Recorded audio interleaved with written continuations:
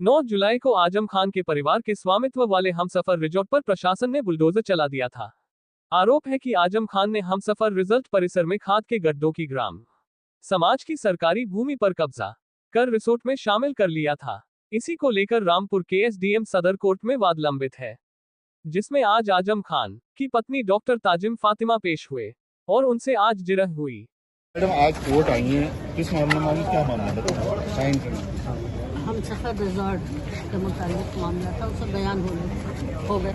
किस चीज़ का बयान था मैडम और क्या रहा? हमसफर रिजॉर्ट के मामले में ही बयान था। तो बयान दर्ज हो गए? हाँ जी। तो फिर अब अगली तारीख क्या दी? मुझे इतना याद है। अच्छा, और लोगों को कोर्ट से राहत मिल रही है, आजम खान के परिवार को या आजम खान को क्यों अभी तक राहत नहीं मिली, क्या कहना है? देखिए, इस बारे में मुझे कुछ नहीं करना। अभी जयप्रदा, हाल ही में जयप्रदा को आचार संहिता मामले में अदालत ने बरी कहा है, और भी लोग थे, मगर आजम खान या उनके परिवार को अभी राहत नहीं मिल रही, इसको कुछ लेख कहेंगे? हमें जब राहत मिलेगी, जब अल्लाह ताला चाहेगा, जब अल्लाह ताला की मर्जी होगी, अल्लाह का हुक्म की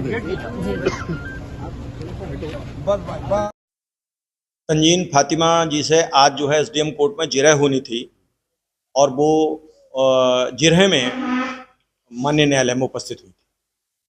क्या जिरह हुई, क्या मामला क्या है? इसमें दरअसल ये था कि हमसफर रिसोर्ट में कुछ सरकारी ज़मीन जो थी वो कब्जा कर लिया गया था सरकारी ज़मीनों पे, और इसमें प्रशासन ने जांच कराई थी और जांच में जो जांच रिपोर्ट आई उसमें ये पाया गया था कि गाटा संख्या 164 जो कि राजस्व रिकॉर्ड में खाद के गड्ढों के रूप में दर्ज थी, और गाटा संख्या 165 और 166 जो नॉन जेडे रास्तों के रूप में दर्ज थी, उन पर इनलीगल इंक्रोच जो था वो हमसफर रिसोर्ट का पाया गया था। और इसके आधार पर 2 मुकदमे पृथक पृथक दर्ज हुए थे।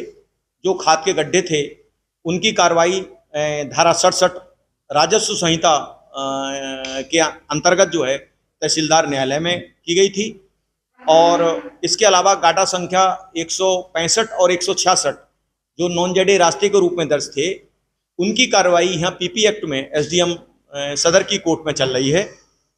और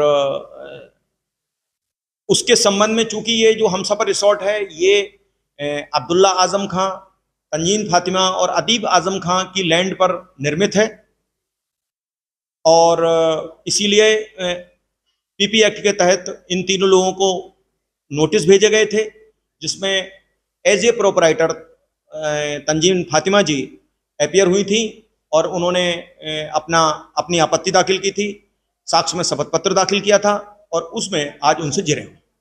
ये जो अभी 9 तारीख को जो हमसफर में रिजॉर्ट में जमीन जो खाली कराई है, उसके अलावा भी कितनी जमीन है, वो कितनी थी और ये कितनी है?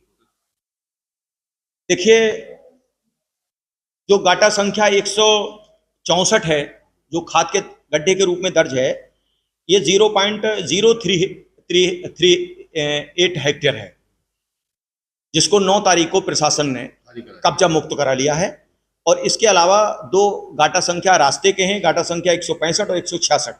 जो गाटा संख्या 165 है इसका जो संपूर्ण रकबा है 0.076 हेक्टेयर, इस पूरे रास्ते को कब्जा करके हमसफर रिसोर्ट में मिला लिया गया है। और गाटा संख्या 166 जो है वो 0.278 हेक्टेयर का है, लेकिन इसके जो है वो 0.164 हेक्टेयर पर को हमसफर रिसोर्ट में मिलाया गया है। और इसी भाग में जो 0.164 हेक्टेयर है, इसी में पानी की टंकी और नलकूप लगवाया गया था।